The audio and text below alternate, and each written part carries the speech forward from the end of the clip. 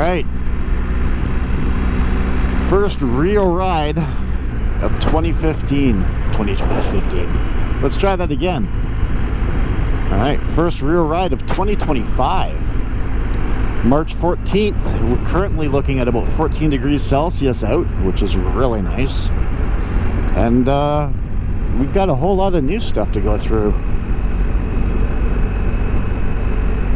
Starting this season off with new communication system. Got rid of Senna 10C and went to a Cardo 4X. So that's going to be one new test. Alongside with that, went to new helmet. So was wearing the GT Air, the original GT Air from Shoei before. And was waiting, and finally the GT Air 3s arrived in Canada.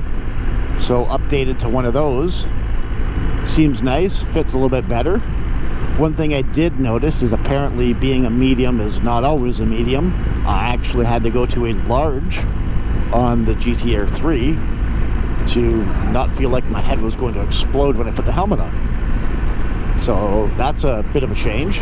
And the biggest difference for this year is what I'm sitting on. Previously, I had my 2018 Triumph Tiger, which did me very well, might I add.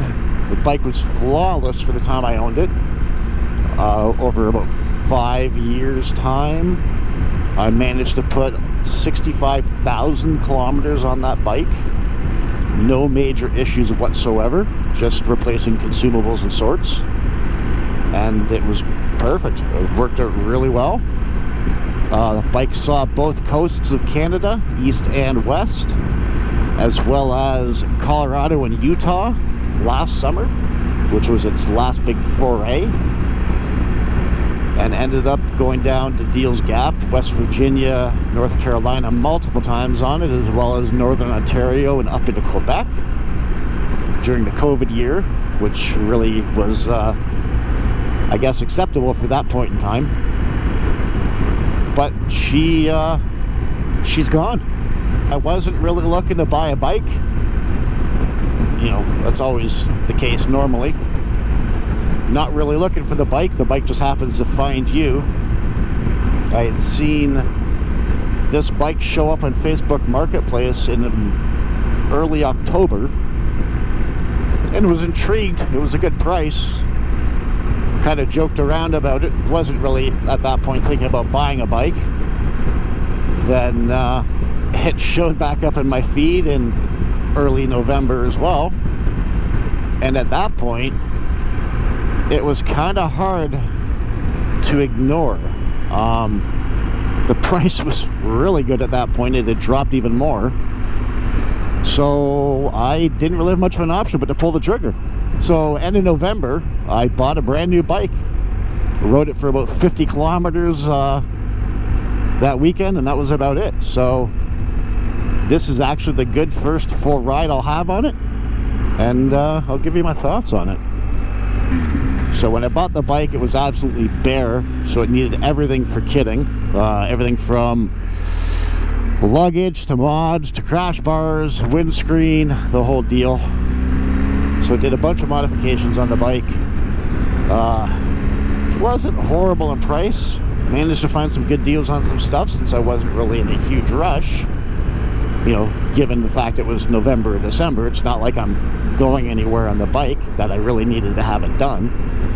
So I took my time, picked my deals where I found them, and managed to kit the bike out for probably, I want to say it was just a hair over about $2,000 for everything, for, you know, crash bars, windscreen, luggage rack, foot pegs, highway pegs, seat. That's one thing I'll miss from the Tiger was the Russell Daylong. You know, as much as they say, you know, the aftermarket seats are good, the Russell Daylong's just in his own category. I debated on sending it away to have it done again, but found a reasonable price on a Sargent seat that I figured I'd give a shot to, which is what I'm currently on now. And truth be told, I won't really know until I get a couple of really good solid days of riding on it before I can figure out if it's, you know, worth its weight or not.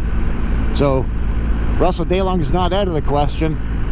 That could still be a thing in the future, but for now I will probably just be sticking to the Sergeant to see how well she does over the time, and give it a bit of a spin, give it a chance.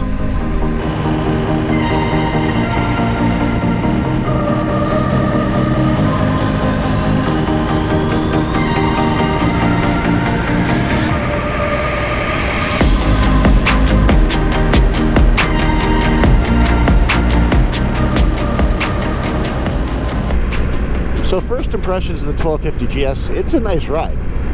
There's no doubting that. The question is the adjustment from the Tiger to the BMW. Now, there's some obvious differences here.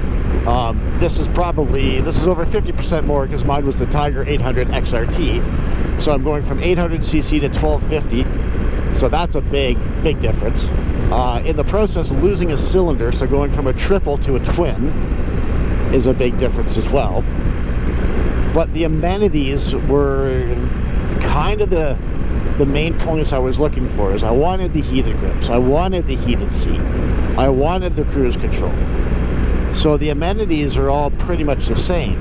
Now, suspension-wise, the 1250 has leaps and bounds ahead, greater configuration and setup for the suspension, including the Dynamic Pro mode, which is phenomenal, as I used to keep the suspension on the Tiger cranked up pretty high on the back to support the weight for traveling with the cases full on bike trips, or when I had my son on the back, to keep the bike from staring up at the sky. But no matter what you did, you still managed to get some staring up towards the sky.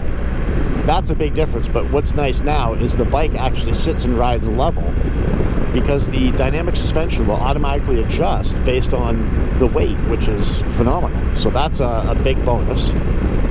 Another huge difference is going from chain drive to shaft drive. Of all the bikes I've ever owned, they've all been chain drive. So this is a whole new world for me with the shaft drive. Now, the one thing that I did notice is the engine braking on the 1250 is leaps and bounds ahead of what the Tiger was.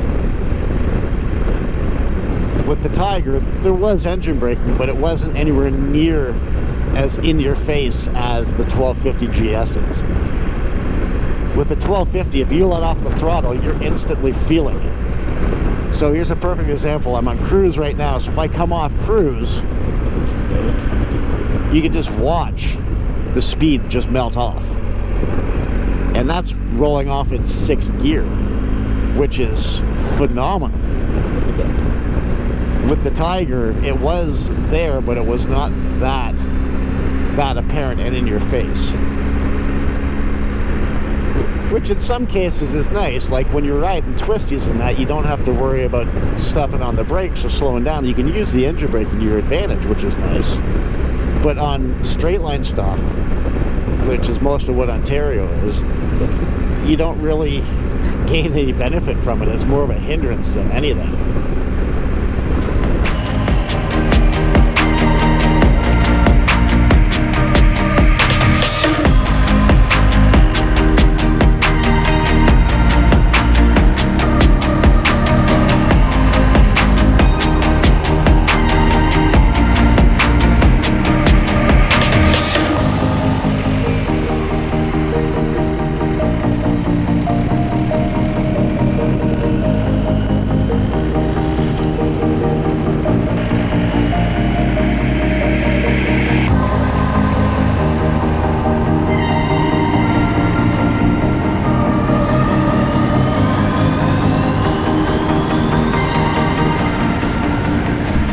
So first initial feeling on the highway is nice.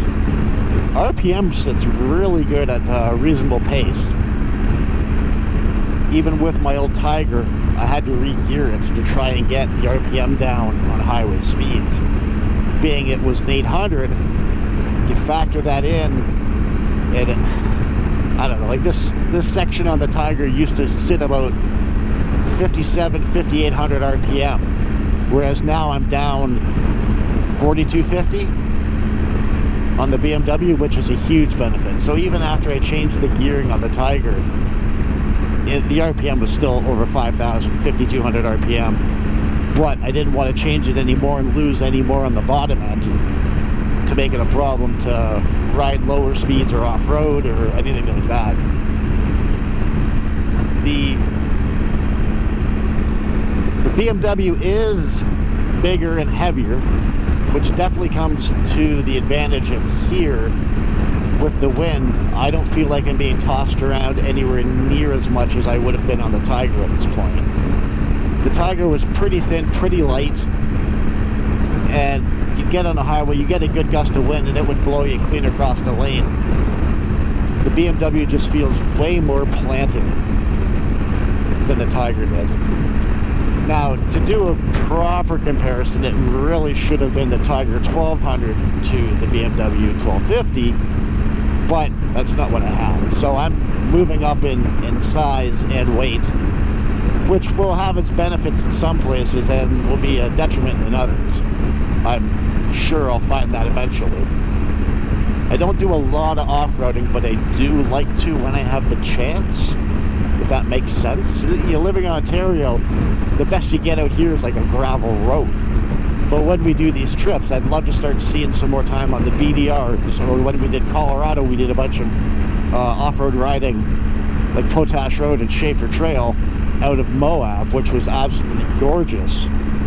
And I did that on the Tiger, whereas Bob was on his BMW 1200. He seemed to manage it pretty well, but I would think that a lighter, more flexible bike at that point is going to be to your benefit than not. But on the highway out here, this is quite reasonable. I used to really try to avoid this section and take back roads where I could. I still will, just because it's a little more enjoyable than just bombing down this double lane pavement. You take your time, look around, enjoy the scenery for what it's worth. You know, it is spring right now, so not like you're finding much leaves on trees or anything green.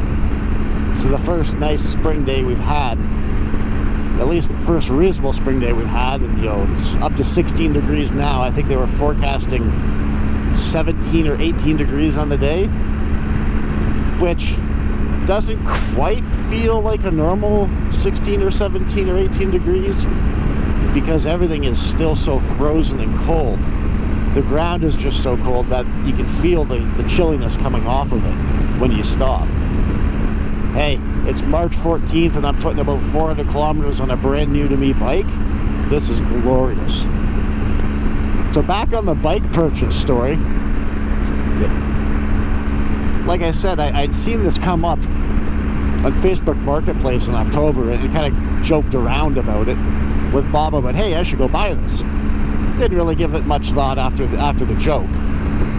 And then about a month later, I saw it show back up again, but a couple thousand cheaper.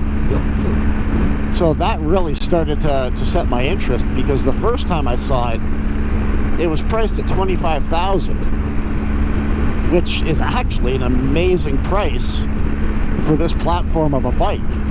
So it's a 2023 R1250GS Triple Black.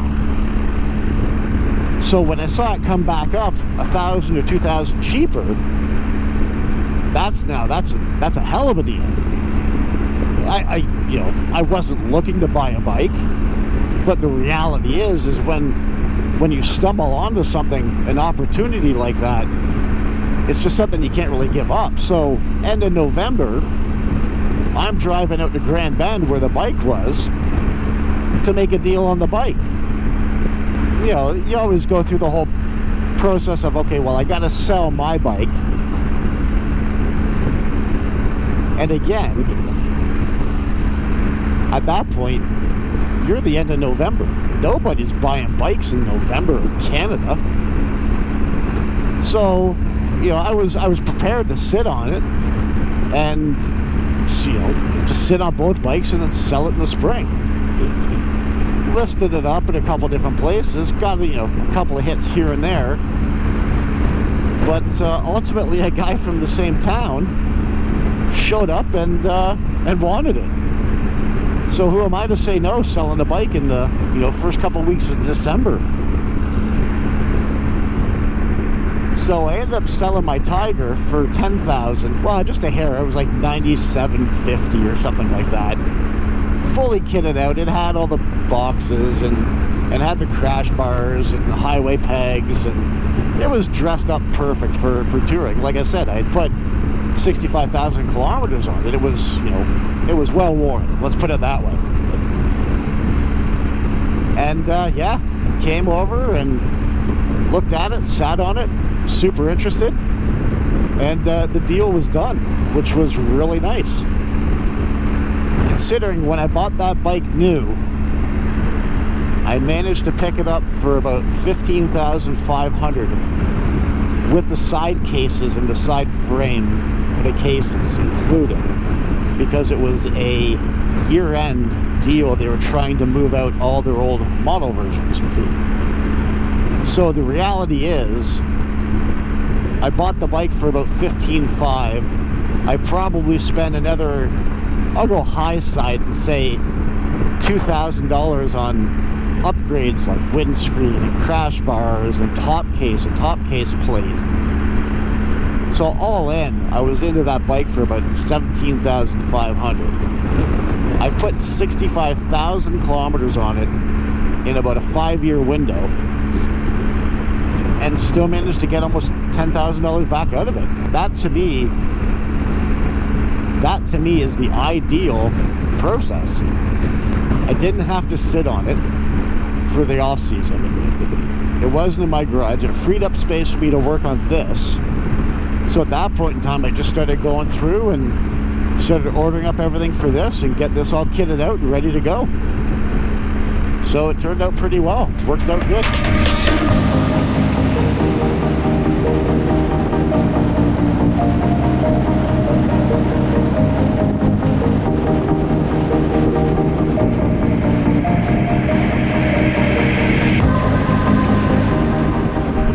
Bike feels pretty good on the highway. Not a lot of blowing around, not a lot of drifting back and forth. It's pretty comfortable. Positioning highway pegs on this isn't great though. I don't like where I have them, but there really isn't much of an option. Like, this is probably the best option I have, is where I've got them mounted now, which is just off the bottom at the very front section of the crash bar. There's just no other better place to put them, unfortunately. The design of the Boxer just doesn't leave you a lot of room unless you plan on trying to bridge across the crash bars, and then even then your feet are 8 to 10 inches outside of the engine heads. Where I had them positioned on the Tiger was almost perfect, so I know I'm always going to dread that. It's not having a good spot for highway pegs. But the end of the day is, as long as I can get some different place to put my feet is all that really matters. Just to relieve some pressure points off the behind when you're doing long runs. And a lot of these are going to be long runs, because that's the whole point of buying these bikes, is to do big road trips.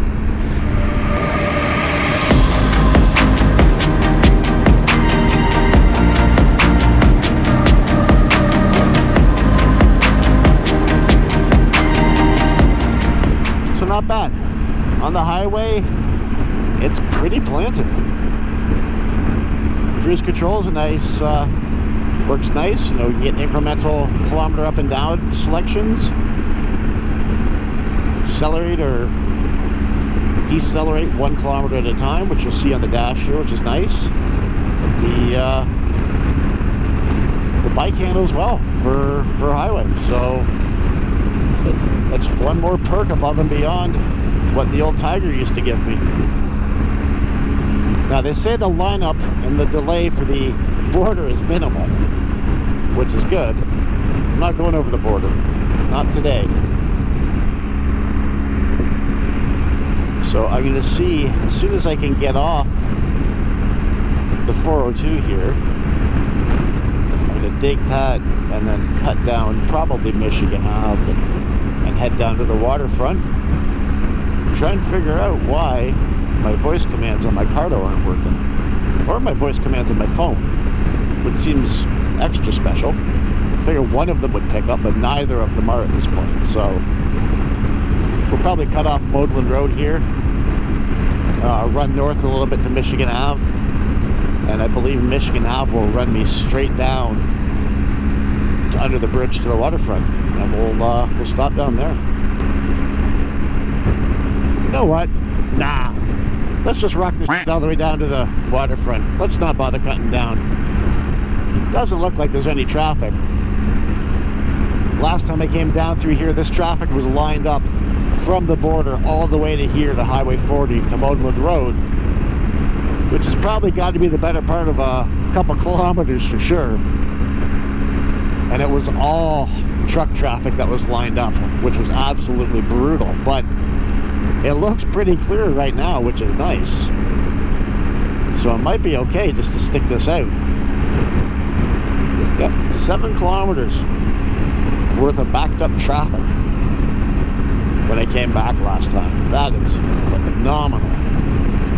It looks like they've got a lot of the construction that was up here sorted out. I should slow down a bit because this drops actually. I want Front Street, so I want that other lane. I don't want the bridge lane. I don't think you need to take this. You can cut in and out, which is fine, but might as well get in the right lane. Avoid crossing the bridge because, well, I didn't bring a passport today.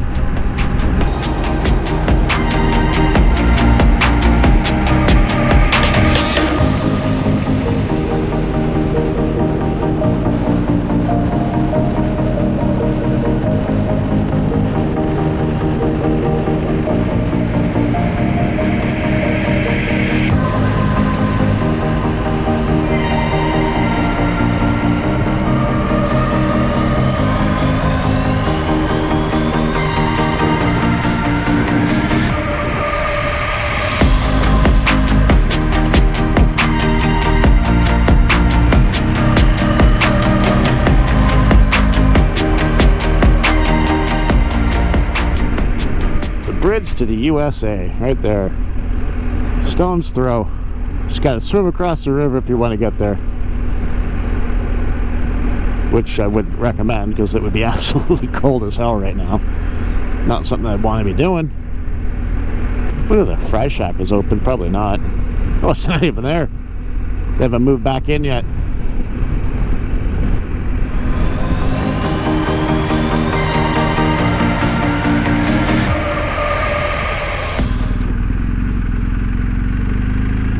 Take my VIP parking spot as always.